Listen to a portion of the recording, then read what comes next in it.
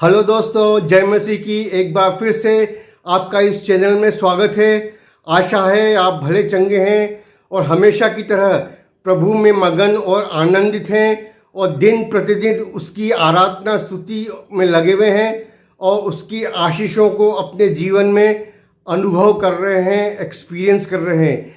आपका ये भाई एक बार फिर से एक नए वीडियो के साथ हाजिर है और आज का विषय है कि ट्रिब्यूलेशन और ग्रेट ट्रिब्यूलेशन या क्लेश और महाक्लेश का समय कब शुरू होने वाला है। जी हाँ, बहुत ही महत्वपूर्ण, रुचिकर और इम्पोर्टेंट सब्जेक्ट है।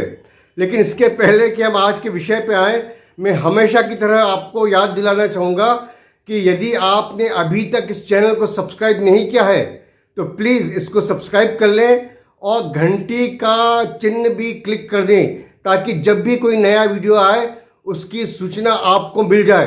अब बहुत सारे ऐसे भाई बहन हैं जिनको तो उनके मोबाइल पर इत्तला मिल जाती है कि हाँ एक वीडियो आया है, तो इसलिए वो उसको केयरलेसली देते हैं और सब्सक्राइब नहीं करते।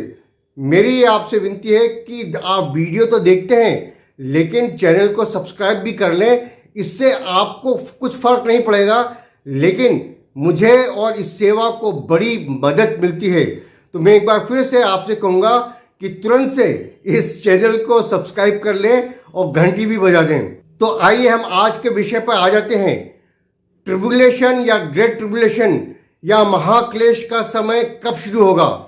बहुत सारे ये लोग मानते हैं कि जैसे ही रैप्चर होगा, कलीसिया उठा ली जाएगी, तुरंत उसी सेकंड 7 साल का समय चालू हो जाएगा। नहीं दोस्तों, ऐसा नहीं है। रैप्चर और ग्रेट ट्रिब्यूलेशन के बीच में आपस में ऐसा कोई संबंध नहीं है। बाइबल कहीं भी ये नहीं कहती कि जैसे ही रैप्चर होगा, जैसे ही कलीसिया उठा ली जाएगी, वैसे ही ग्रेट ट्रिब्यूलेशन शुरू हो जाएगा। ये लोगों की ऐसी भ्रांति है, ऐसा उनका विचार बन गया है कि इधर कलीसिया उठी और उधर 7 साल का ग्रेट ट्रिब्यूलेशन शुरू हो गया। जी हाँ दोस्तों, जो महाक्लेश का समय होगा वो होगा जरूर 7 साल का, लेकिन उसका रैप्चर से कोई लेना देना नहीं है कि रैप्चर इधर हुआ और दूसरे ही क्षण 7 साल का समय शुरू हो गया। बाइबल ये हमें बताती है, यदि दानियल नबी की पुस्तक उसका 9वां अध्याय और 27वीं आयत अगर हम ध्यान से पढ़ें तो हम पाएंगे कि वहां लिखा है कि एंटी क्राइस्ट या क्रिस्त विरोधी जो दुनिया का एक नेता खड़ा होगा 666, वो 7 साल के लिए बहुतों के साथ एक वाचा को या एक संधि को मजबूत करेगा या इसको स्ट्रांग बनाएगा या उसको आगे बढ़ाएगा। और ये 7 साल की वाचा जब बांधी जाएगी तब या तो उसके साइन होने के समय या वो उसको जब लागू करेगा तब ये ग्रेट ट्रिब्यूलेशन या महाक्लेश का समय शुरू होगा। तो यहां हम पाते हैं कि ग्रेट ट्रिब्यूलेशन कब शुरू होगा। 7 साल की ये जो शांति संधि बांधी जाएगी एंटी क्राइस्ट के द्वारा कई लोगों से, उसके साइन होने के दिन से या जिस दिन से या जिस तारीख से वो उसको लागू करेगा। तो दोस्तों ये बहुत महत्वपूर्ण बात है समझने की। हो सकता है कि रैप्चर के बाद कुछ समय होगा जब एंटी क्राइस्ट को या दुनिया के तानाशाह को संसार के स्टेज पर आने का समय मिलेगा। हो सकता है कुछ दिन हो, कुछ महीने हो या कुछ साल भी हो सकते हैं। मुझे इस बारे में कुछ नहीं पता, बाइबल इसके बारे में पूरी तरह से शांत है, लेकिन ये स्पष्ट है कि ये संधि बांधी जाएगी और ऐसा लगता है ये संधि इजराइल और आसपास के कई देशों के साथ बांधी जाएगी, क्योंकि दानियल 9:27 में साफ लिखा है कि जब एंटी क्राइस्ट यरूशलेम में आकर, मंदिर में आकर उस संधि को तोड़ेगा तो पहले 3.5 साल के बाद जो मंदिर में अन्न बलि और मेल बलि चढ़ाई जाती है सुबह शाम, उसको बंद करेगा। और दूसरा थिस्सलुनीयन 2 अध्याय के अनुसार वो अपने आप को मंदिर में आकर खुद को ईश्वर घोषित करेगा और मंदिर को अपवित्र करेगा। तो शायद ये बात आपको समझ में आ गई है कि जो रैप्चर है उसका 7 साल के क्लेश और महाक्लेश से कोई संबंध नहीं है।